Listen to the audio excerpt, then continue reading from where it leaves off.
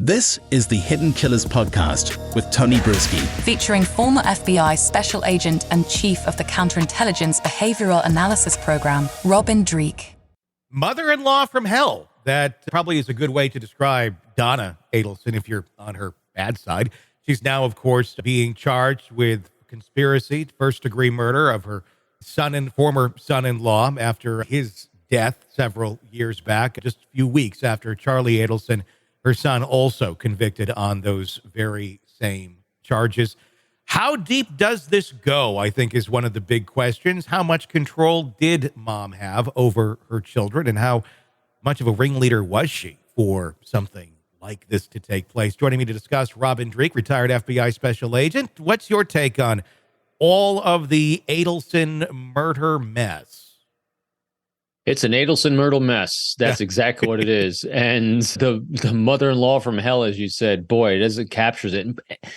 And as we're talking about this and prepping for it, Tony, it really struck me as like, again, we have another group of people that think hiring someone to kill someone over a child custody issue is a good way to move forward. It just boggles the mind. So I was looking at this, and it's important for people to realize, because we can't make sense of this. And it's sad and true, but we can understand serial killers and their patterns of behavior a lot better than we can understand this, because this seemingly doesn't make any sense, because we don't have killing someone for money, sex, drugs, alcohol. I mean, all the motivations, all the motives that we see in a lot of murders and for serial killers and all those things we don't see here.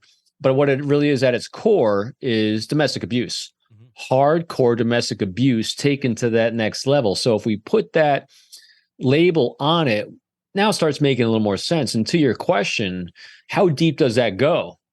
It goes deep, because when you start dealing, I mean, think about that. We only see in murders like this, the 5 or 10 minute highlight reel of someone's life.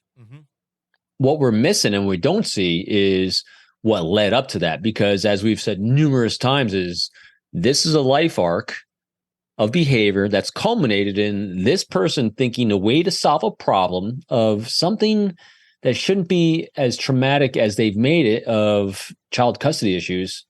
They're solving it with a murder for hire. That makes no logical sense. But then again, we're not dealing with logical people, so you can only imagine the mess that is going on in that family leading up to that.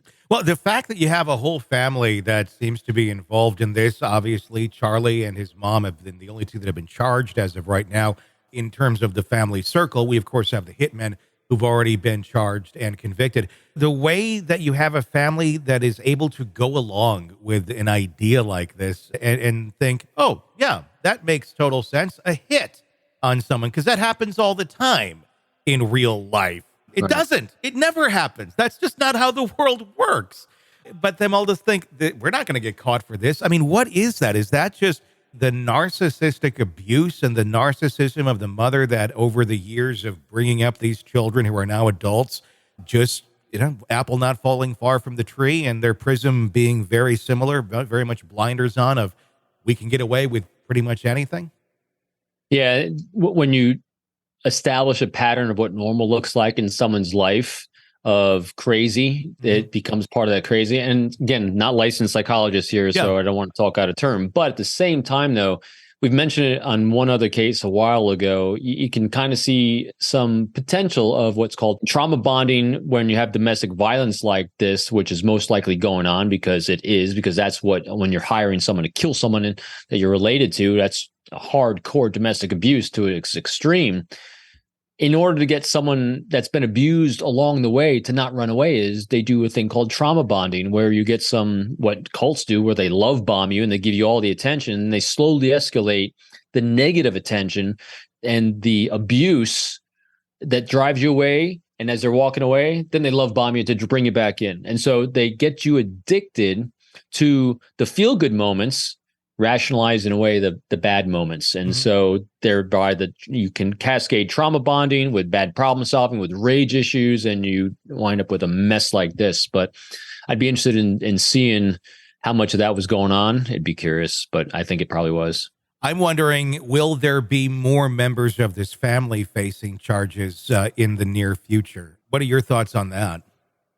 The first thought I had on it was, I don't know about charges, but it'll be interesting, kind of like the Murdaugh trial going on, well, potential retrial with Murdaugh. He's got a network around him that supported him and maybe still supported him because he had these tendrils long and far because of who he was, his personality, the family name, and all these things, where he maybe trauma bonded some people to him.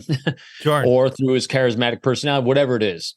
And once that kind of flips the script and now he's the bad guy, you might see, people, there might be coming out against Murdaugh because they feel safe to do that. Maybe not. Mm-hmm. But in the case of this, instead of someone that might be also charged, which is definitely possible, because if she was able to manipulate people to be in a co-conspirator with her that we're not unaware of, there might also be a lot more witnesses too that can speak to the plans that they're aware of, but now they feel safe to actually voice it. So it'll be, I think there's going to be definitely more information and data that'll come out that we're unaware of right now, as is in all cases, because we're not the prosecutors with all what we have. But I think when you have someone that's got that kind of a bigger personality, that it's impacted a lot of people. Want to listen ad-free? Want advanced access to all of our interviews before anyone else? Become a True Crime Today Premium Plus subscriber on Apple Podcasts. You get every episode commercial-free. So you can binge on true crime until you can binge no more. Search True Crime Today Premium Plus on Apple Podcasts now, or go to our podcast page and sign up now. More of the Hidden Killers podcast next.